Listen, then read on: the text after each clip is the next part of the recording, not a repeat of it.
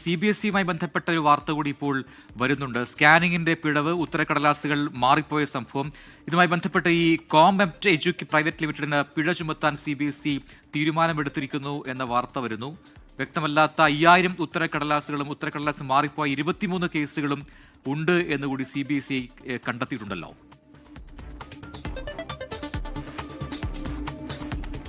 പ്രജിൻ വർഷ, ഈ CBSE 12ാം class മൂല്യനിർണ്ണയവുമായി ബന്ധപ്പെട്ട് വ്യാപക പരാതികൾ ഉയർന്നിരുന്നു. സമൂഹ മാധ്യമങ്ങളിൽ വിദ്യാർത്ഥികൾ തങ്ങളുടെ ആക്ഷേപങ്ങൾ തുടർച്ചയായി ഉന്നയിച്ചിരുന്നു. ഇപ്പോഴും അത് ഉന്നയിച്ചുകൊണ്ടിരിക്കുകയാണ്. പല തരത്തിൽ പാളിച്ചകൾ പറ്റിയതായി വിദ്യാർത്ഥികൾ ആരോപിക്കുന്നുണ്ട്. അത് തെളിവുകൾ നിരത്തി ഉത്തരക്കടലാസുകളുടെ പകർപ്പുകളടക്കം സമൂഹ മാധ്യമങ്ങളിൽ പങ്കുവെച്ചുകൊണ്ടാണ് ഇത്തരത്തിലൊരു ആരോപണം ഉന്നയിക്കുന്നത്. അതിനിടെ ഈ ഓൺ സ്ക്രീൻ മാർക്കിങ്ങിന്റെ കരാർ നൽകിയ കോംഎപ്റ്റ് എഡ്യൂടെക് പ്രൈവറ്റ് ലിമിറ്റഡ് എന്ന കമ്പനിക്ക് നൽകിയതിന് പിന്നിൽ അഴിമതി നടന്നിട്ടുണ്ട് എന്നും ഈ കമ്പനി നേരത്തെ തെലങ്കാനയിൽ കരിമ്പട്ടികയിൽ ഉൾപ്പെടുത്തിയ കമ്പനിയാണ് എന്നുമുള്ള ആരോപണവുമായി രാഹുൽ ഗാന്ധി രംഗത്തെത്തിയിരിക്കുകയും അത് CBSE നിഷേധിക്കുകയും ചെയ്തിരുന്നു. വിദ്യാഭ്യാസ മന്ത്രി ധർമ്മേന്ദ്ര പ്രധാൻ അടക്കം നിഷേധിച്ചിരുന്നു. എന്നാൽ കഴിഞ്ഞ ദിവസം വിദ്യാഭ്യാസ മന്ത്രിയുടെ അധ്യക്ഷതയിൽ ചേർന്ന ഉന്നതതല യോഗത്തിൽ ഈ കാര്യങ്ങൾ വിലയിരുത്തിയിട്ടുണ്ട്.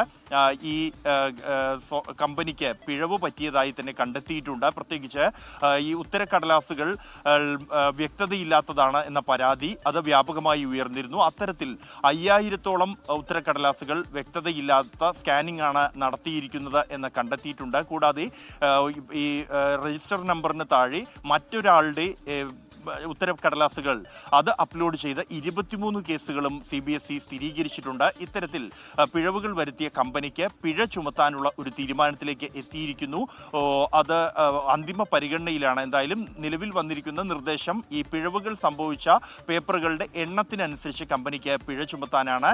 നേരത്തെ തെലങ്കാനയിലെ പരീക്ഷയടക്കമുള്ള നിരവധി പരീക്ഷകൾ ഈ കമ്പനി മറ്റൊരു പേരിൽ ആയിരുന്നു ആ ഘട്ടത്തിൽ ഈ കമ്പനി ആ പരീക്ഷകളുടെ നടത്തിപ്പ് ചുമതല അല്ലെങ്കിൽ വാല്യുവേഷൻ ചുമതല ഉണ്ടായിരുന്നത്. ആ ഘട്ടത്തിൽ വലിയ തോതിൽ 1/3 വിദ്യാർത്ഥികൾ തോറ്റുപോകുന്ന ഒരു സാഹചര്യം ഉണ്ടാവുകയും തുടർന്ന് വ്യാപക പരാതികൾ ഉയരുകയും ചെയ്തിരുന്നു. തുടർന്ന് ഈ കമ്പനിയെ കരിമ്പട്ടികയിൽ ഉൾപ്പെടുത്തിയിരുന്നു. സമാനമായി മറ്റ് ചില സർവകലാശാല പരീക്ഷകളുടെ നടത്തിപ്പ് ചുമതലയിലും ഇത്തരത്തിൽ വീഴ്ചകൾ ഈ കമ്പനി വരുത്തിയതായുള്ള ആക്ഷേപങ്ങൾ നിലനിൽക്കുകയാണ്. ആ കമ്പനിക്ക് തന്നെ കരാർ നൽകിയത് എന്ന ആരോപണം വീണ്ടും ശക്തമാവുകയാണ്. അതേസമയം ഈ സമൂഹ മാധ്യമങ്ങളിൽ വിദ്യാർത്ഥികളും രക്ഷിതാക്കളും പങ്കുവയ്ക്കുന്ന ആശങ്കകൾ അത് വലിയ തോതിൽ തന്നെ പ്രതിരോധത്തിലാക്കുന്നുണ്ട് കേന്ദ്ര സർക്കാരിനെയും CBSEയെയും. അത് മറികടക്കുന്നതിനായി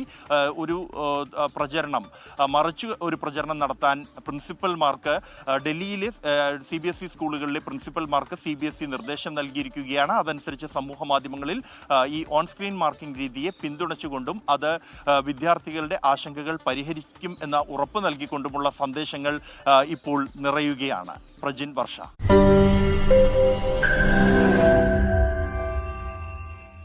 ലോകത്തെവിടെയായാലും ഏത് സമയത്തും 24 വാർത്തകളും ഓഗ്മെന്റഡ് റിയാലിറ്റി പാക്കേജുകളും എക്സ്പ്ലെയിനറുകളും വിശദമായി കാണാൻ ഞങ്ങളുടെ YouTube ചാനൽ നിങ്ങൾക്ക് സബ്സ്ക്രൈബ് ചെയ്യാം.